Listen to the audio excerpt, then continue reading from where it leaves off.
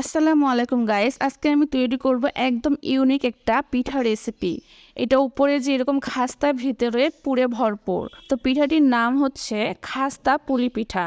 তো এই পিঠাটি তৈরির জন্য প্রথমে নিয়েছি 1.5 কাপ ময়দা, হাফ কাপ নিয়েছি চালের গুঁড়া। আমি শুকনা চালের গুঁড়া অ্যাড করেছি। তারপর এখানে স্বাদ মতো লবণ দিয়েছি, 1 চামচ ঘি দিয়েছি। আপনারা ঘির পরিবর্তে এখানে সয়াবিন তেলও ইউজ করতে পারেন। তো সবগুলো মিক্সড করার পর এরকম দলা করে দেখবো আমার একদম ভালোভাবে মিক্সড হয়ে গিয়েছে। এই পর্যায়ে আমি হালকা কুসুম গরম পানি দিয়েছি। বেশি পানি দিব না, অল্প করে পানি দিব এবং একটা সফট ডো বানিয়ে নেব। এটা অবশ্যই একটু সময় নিয়ে করবেন। ডোটা যত ভালো হবে পিঠাটা খেতে তত বেশি ভালো লাগবে। তো আমার ডো বানার পর এখানে উপরে একটু তেল দিয়ে দিলাম, তারপর আধা ঘন্টার জন্য রেস্টে রেখে দিলাম। চলে গেলাম আমি পরবর্তী প্রসেসে। তো এখানে একটা ফ্রাই প্যান নিয়েছি, এখানে 1 চামচ দিয়েছি ঘি, তারপর এখানে 1 কাপ দিয়েছি কোরানো নারিকেল। নারকেলটা দেওয়ার পর সুন্দর একটা ঘ্রাণের জন্য আমি একটা সাদা ফল এবং দারচিনি দিয়েছি। দেওয়ার পর এখানে মিষ্টির জন্য দিয়েছি গুড়। আপনারা চাইলে এখানে চিনিও অ্যাড করতে পারেন, আর মিষ্টি অবশ্যই আপনাদের টেস্ট অনুযায়ী অ্যাড করবেন। তারপর সবগুলো উপকরণ ভালোভাবে মিক্সড করে নিব। মিক্সড করা হয়ে গেলে একদম এই পর্যায়ে আমি দিব ড্রাই ফ্রুটস দিয়েছি, এখানে চীনাবাদাম, কাঠবাদাম এবং কিশমিশ। আপনাদের পছন্দ মতো যে কোনো বাদামই অ্যাড করবেন। বাদামটা দিলে টেস্টটা অনেক বেশি ভালো আসবে। তারপর এটা আমি উঠে এক সাইডে রেখে দিলাম। এই তো আমার ডোটা একদম সফট হয়ে গিয়েছে আধা ঘন্টার মধ্যে।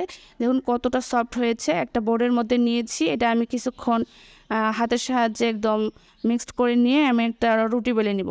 রুটিটা মিডিয়াম সাইজে করব, একদম মোটা না, মোটামুটি পাতলা করব। করার পর এখানে স্টিলের গ্লাস তো সবার বাসায় থাকে, এরকম একটা স্টিলের গ্লাস দিয়ে আমি কেটে নিব। তো এই সাইজে আমি পিঠা করব, এই জন্য এই সাইজে নিয়েছি। আপনাদের বড় বা ছোট যে কোনো সাইজে করতে পারেন। তো আমি সবগুলো এইভাবে কেটে নেওয়ার পর অতিরিক্ত অংশটা উঠে নেব। এটা আমি পরবর্তীতে আবারও পিঠা করার কাজে ব্যবহার করব। তো আমার একদম মিডিয়াম সাইজের হয়েছে, মোটাও না পাতলাও না। এটা আমি উঠে নিব। তারপর প্রথমেই আমি পিঠার ডোটা দিব, তারপর এখানে নারকেলের পুরটা দিব। উপর থেকে আবারও পিঠার উপরে আরও একটা ডো দিব, দিয়ে দুইটা ডো এভাবে হাতে আঙুলের সাহায্যে চেপে চেপে দিয়ে আমি একটা ডিজাইন করে নিব। তো আপনাদের পছন্দ মতো যে কোনো ডিজাইন দিতে পারেন। তো আমার কাছে এটা পছন্দ, এই জন্য আমি এটা দিয়েছি। দেখুন, এটা দেখে বুঝতে হবে।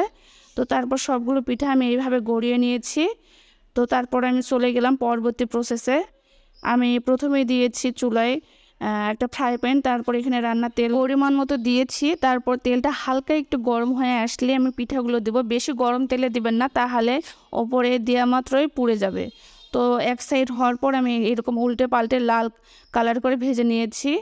তো এটা লাল কালার হয়ে আসলে আমি এটা উঠে নিব। তো তৈরি হয়ে গেল আমার খাস্তা পুলি পিঠা। অবশ্যই বানিয়ে দেখবেন। উপরে একদম খাস্তা এবং ভিতরে পুরে ভর্তি। তো ভিডিওটি ভালো লাগলে বেশি বেশি শেয়ার করবেন। ফেসবুক থেকে দেখে থাকলে ফলো দিবেন এবং ইউটিউব থেকে দেখে থাকলে সাবস্ক্রাইব করবেন।